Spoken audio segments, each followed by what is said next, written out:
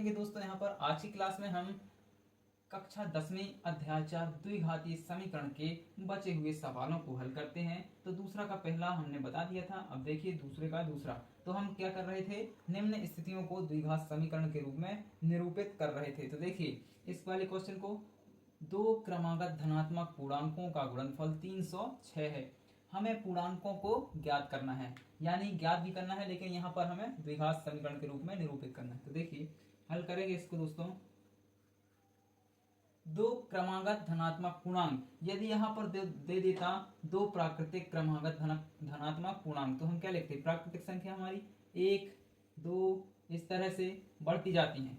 तो हमें यहाँ पर पता नहीं है, हमें पूर्णांकों को ज्ञात करना है। तो हमें पूर्णांक पता ही नहीं है, तो हम मानेंगे माना दो धनात्मक पूर्णांक क्या है दोस्तों, x और x प्लस वन। यदि और तीसरा दे देता तो x प्लस 2 हो जाता। इस तरह से हम बढ़ाते जाएंगे। तो देखिए हमने मान लिया एक धनात्मक पूर्णांक x और दूसरा x प्लस 1। तो देखिए यहाँ पर बोला है पूर्णांकों का गुणनफल 306 है, अर्थात इनका जो गुणा होगा वो बराबर में 306 आएगा। तो हमें पूर्णांकों को ज्ञात करना है। तो देखिए दोस्तों दिया है प्रश्न अनुसार धनात्मक पूर्णांकों का गुणनफल कितना है दोस्तों, 306। अब देखिए यहाँ पर धनात्मक पूर्णांकों का गुणनफल, हमारे धनात्मक पूर्णांक है x पहला और ये दूसरा धनात्मक पूर्णांक। तो x इंटू में x प्लस 1 बराबर कितना हो जाएगा, 306 इनका गुणनफल। तो देखिए यहाँ पर गुणा करेंगे हम, एक्स स्क्वायर x का एक में होगा तो प्लस x एकम x और बराबर में 306। अब यहाँ देखेंगे क्या आया हमारा, एक्स स्क्वायर प्लस x और 306 का इस साइड पक्षांतर करोगे तो प्लस का माइनस 306 बराबर में 0।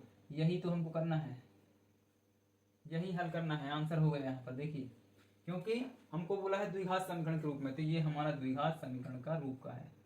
द्विघात समीकरण हम बताए थे ax square plus bx plus c बराबर 0।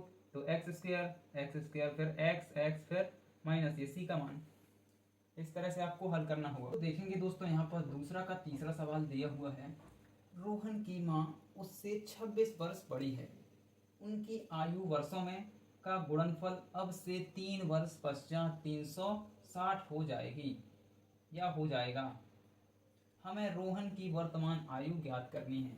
तो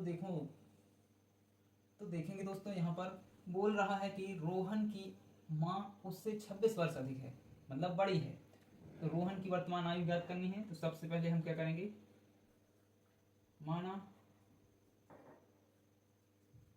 रोहन की वर्तमान आयु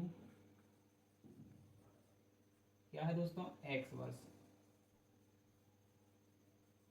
तब उससे उसकी मां 26 वर्ष बड़ी है।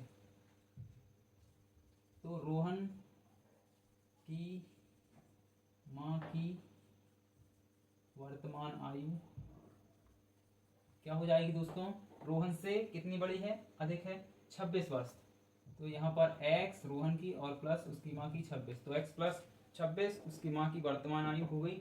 अब बोल रहा है प्रश्न अनुसार, लिखेंगे प्रश्न अनुसार या प्रश्न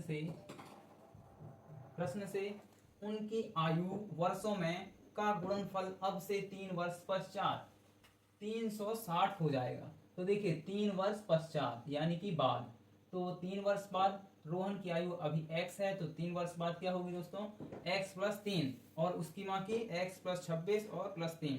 तो देखेंगे यहाँ पर 3 वर्ष पश्चात, लिखिए 3 वर्ष पश्चात उनकी आयु क्या होगी, रोहन की आयु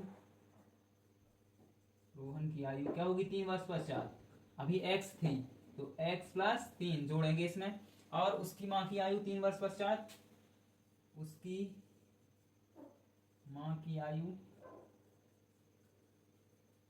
उसकी माँ की अभी वर्तमान आयु क्या माने थे, x प्लस 26, तो इसकी 3 वर्ष पश्चात क्या हो जाएगी, x प्लस 26 और प्लस में 3, इस तरह से।